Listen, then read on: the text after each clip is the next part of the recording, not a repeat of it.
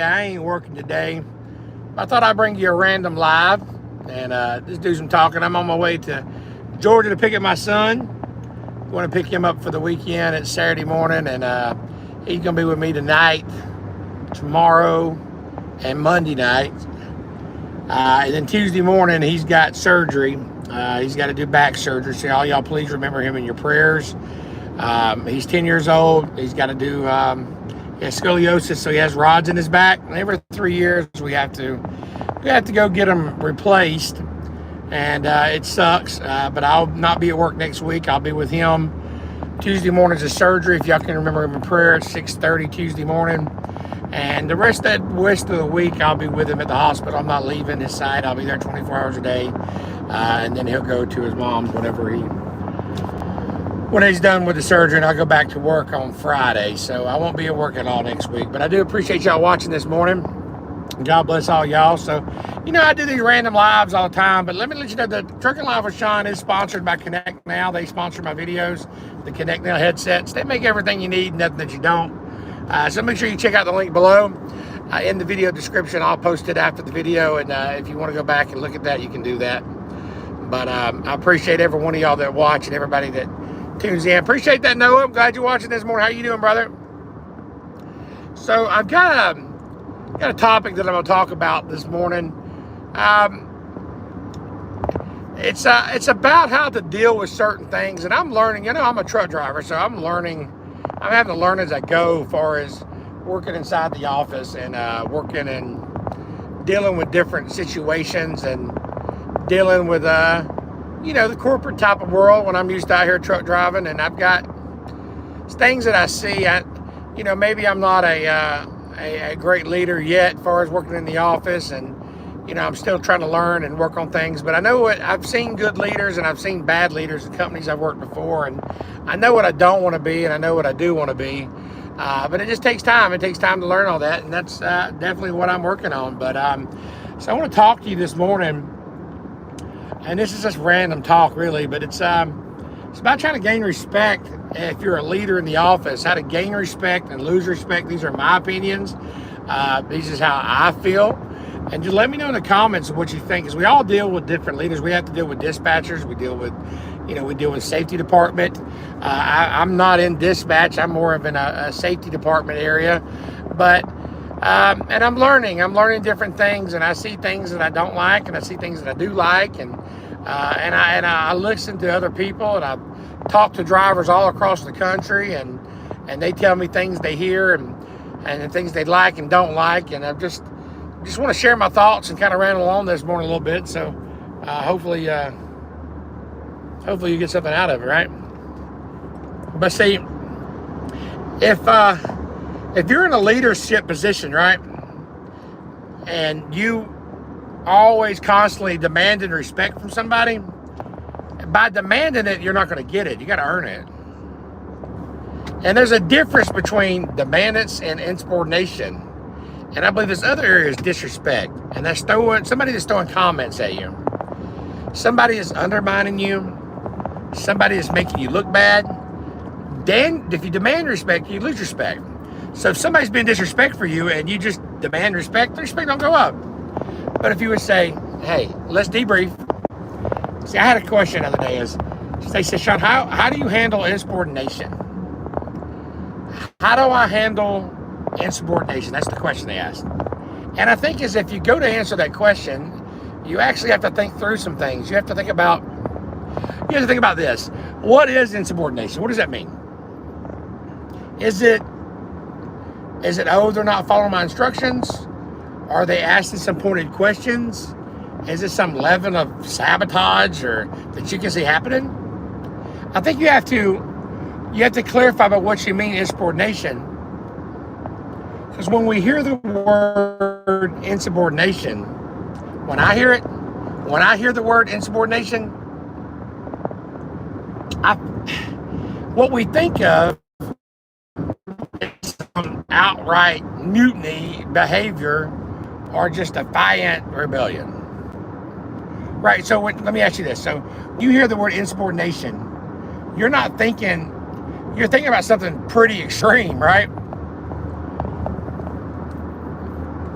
And I think that that type of insubordination doesn't really happen that often in trucking. I don't think it really happens that often. I think most of the time when people use the word insubordination, what's really happened is what I said earlier, is maybe somebody's not following instructions exactly. Somebody's asking questions in a group, or why are we doing this? That type of thing. And I don't think that's insubordination.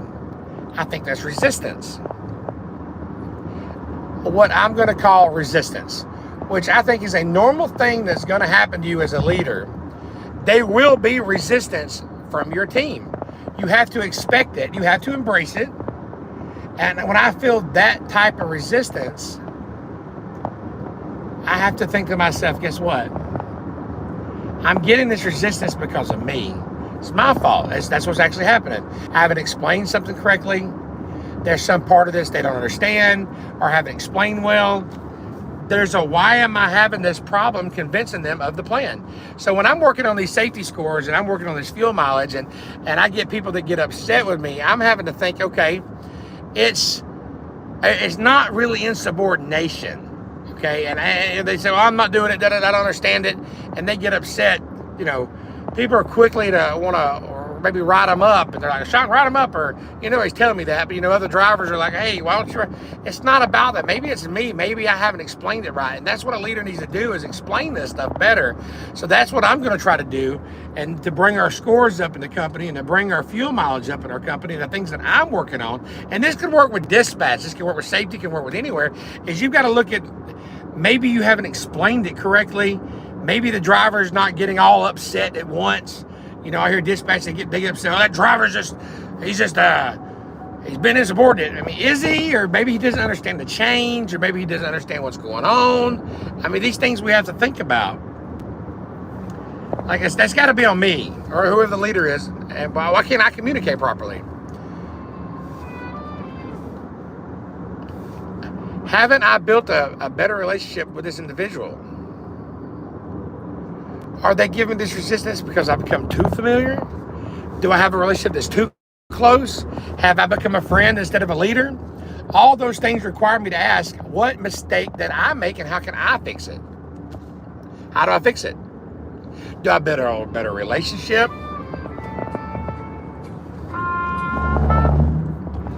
Or have I got too close to a relationship? Do I slowly instate boundaries? Do I feel like they're not buying into the plan, to let them come up with a plan so they can buy in? If they're not understanding my communication, how do I make my communications more simple and clear? These things you got to ask yourself. So all those things are my fault, and all those things are like way to stop.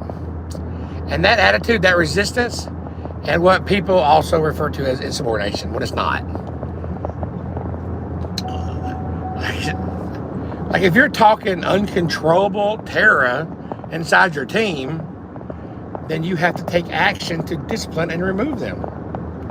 It's not even that much of a question. If you've got someone that's insubordinate, then they need to discipline them, and you need to counsel them, and you need to remove them.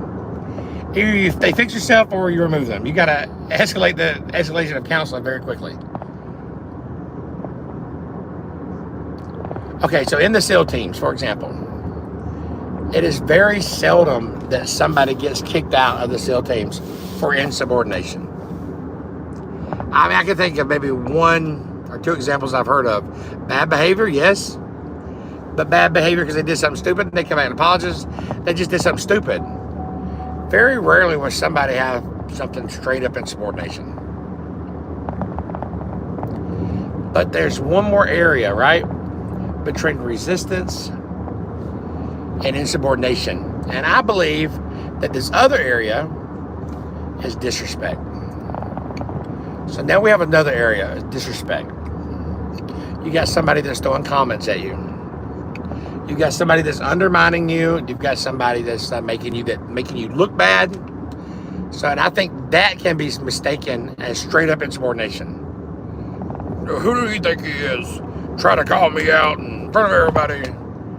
Like,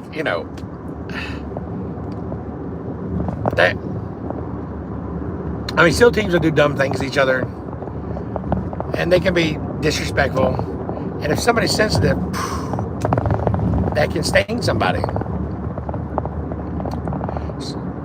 So I'm thinking of vehicles. Like, we're always doing dumb things in vehicles, but let's say you have one of your guys, and they're going to pick you up at a restaurant, or pick you up in front of the barracks, or pick you up at front of high school, and they pull ahead a little bit. You walk in the door and they pull ahead again. You remember that back in high school? They might be joking around cool, but there could be a level of hostility there that actually makes that disrespectful.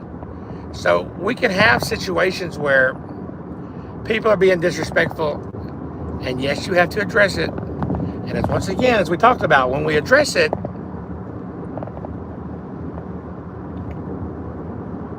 the initial approach shouldn't be an attack.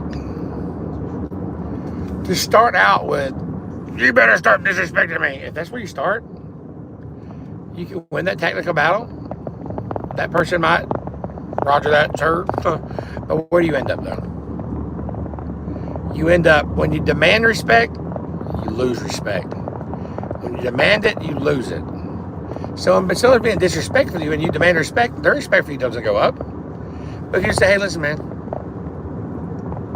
obviously, I must not be doing something right because I respect you and I respect your experience, but I'm not feeling any mutual respect back in my direction. And I'm thinking there might be something I'm doing wrong. What do I need to do different that I can earn your respect? That approach is going to be infinitely better than you better just give me respect. And then when they respond to you, to the first topic that you brought up, when you ask them what you can do better, when you ask them for feedback, you better listen to it. You listen to it. That's what leaders should do. Nod your head and listen to it and actually make adjustments. Whatever that thing is.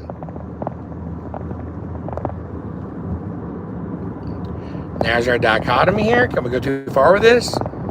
Hey, am I sitting there and just let people walk all over you? No, absolutely not. You have to listen to them, but you got to be confident. You got to take things on board. And then once you take these things on board, you've got to see if you can actually start building a relationship. If they start to come in your direction, or do you have an actual bad apple? Which you can. You can have a bad apple. And if you have a bad apple, then you start the escalation of counseling and they either win them over or you have to get rid of them. And what's interesting about this is that you've referred, people have referred to me multiple times in this topic, or, we know a guy that maybe got in trouble, a troublemaker, a problem causer. And people say, if that guy, what happened with him? So the biggest thing is, if you're going to be a leader at a trucking company, whether it's in your safety, whether you're a dispatcher, or whether you're working out in the scores, or you're working in the service department, or wherever you're at, you've got to be open-minded and not just call people subordinate. You've got to be open-minded and you've got to listen to them, because the bottom line is drivers are what makes the company, and you have to listen to the drivers and listen to them and earn the respect that way. You can demand things, and of course we have rules that we have to go by, but you tell them, hey, look, this is where it's got to be, and then when they come back with that resistance, explain it to them better. You don't have to get ill, you don't have to get angry, you don't have to get upset. You can talk to them and listen to what their problem is and then try to understand that. That's my opinion.